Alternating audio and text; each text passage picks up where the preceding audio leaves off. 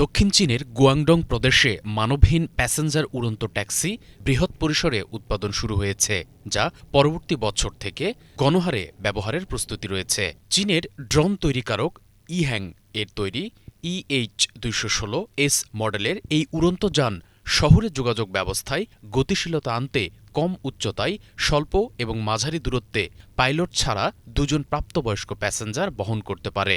যাত্রী পরিবহন, air tour, air logistic এবং মেডিকেল ইমার্জেন্সি রেসপন্সের মতো ক্ষেত্রে এই পরিবহন ব্যবস্থা আমূল পরিবর্তন আনবে বলে ধারণা করা হচ্ছে।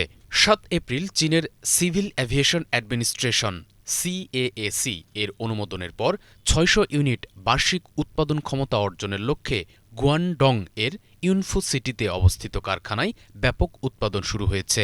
এটি প্রথম যখন স্বয়ংক্রিয় প্যাসেঞ্জার ড্রোনকে দেশের বেসামরিক বিমান চলাচল কর্তৃপক্ষ সার্টিফাই করেছে।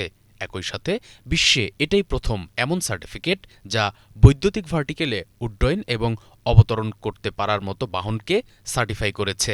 এর আগে EH-216S কর্তৃপক্ষের কাছ থেকে এয়ার অর্ডিন্যান্স সার্টিফিকেট পেয়েছিল। উড়ন্ত এই ট্যাক্সিগুলি 4G এবং 5G কাভারেজের আওতায়। এছাড়া এই বাহনগুলিতে ultra high definition video transmission, দূর থেকে রিয়েল টাইম নিয়ন্ত্রণ এবং সুনির্দিষ্ট স্থান নির্ধারণের সক্ষমতা রয়েছে। উড়ন্ত ট্যাক্সিকে ঘিরে এর আবিষ্কারক ইয়াং এর আরও কিছু পরিকল্পনার কথা জানা যায়। যেমন, তিনি এটিতে fast charging battery system develop করতে চান, যার মাধ্যমে মাত্র ১০ থেকে ১৫ মিনিটের মধ্যেই পরিপূর্ণ চার্জ করা সম্ভব। Banglavision news desk.